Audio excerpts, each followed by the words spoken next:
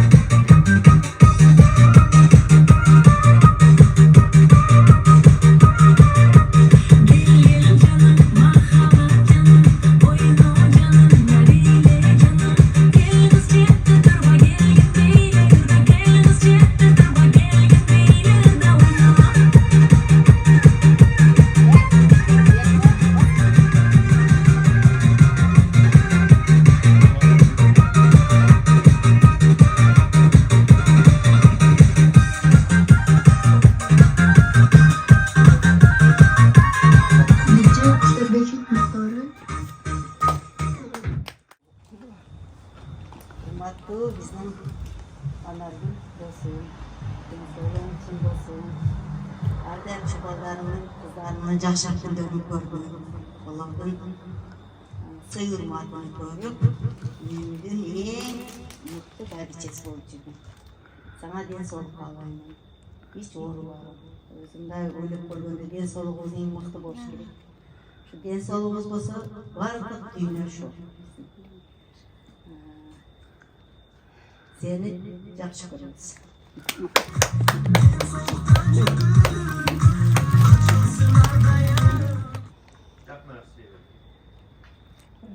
Anargül bugünkü rızklarını kutlayalım.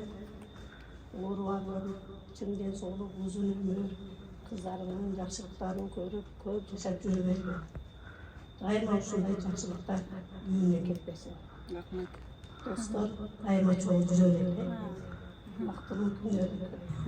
Men de Bizden 2024 yıl biz için öte ıyık yıl. Biz 60 yaşka toluptayız. Bu 60 yaş değil, aytiş oңой. Бирок жолу 60 yıl оор, жыргалчылык, сүйүнүч күндөрдү өткөргөндү эстесең өтө көп. Ошондуктан Анаргүл 60 жылдыгың кут болсун.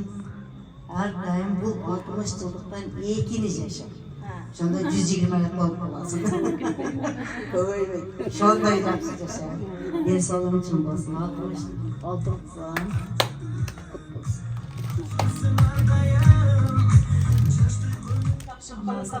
Барлық жақсылықтарды қалаймын.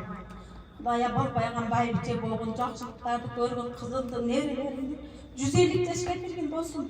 Мен сана только жақсылық қалаймын. Uzun ömür қалаймын. Туған күнің менен досым. Келген досторыма рахмат. Өміріңер ұзын болсын. Мені сыйлап келгениңерге Құдайым силерди сыйласын. Балдарыңардын, кыздарыңардын неберелердин жакшылыктарын көргүлө. Uzun ömür сүргүлө. Анан бактылуу болгула эки дүйнө. Анан мен кыздарыма Çok rahmat. Şu kızlarımdan жақсылық күндөрүн көргün.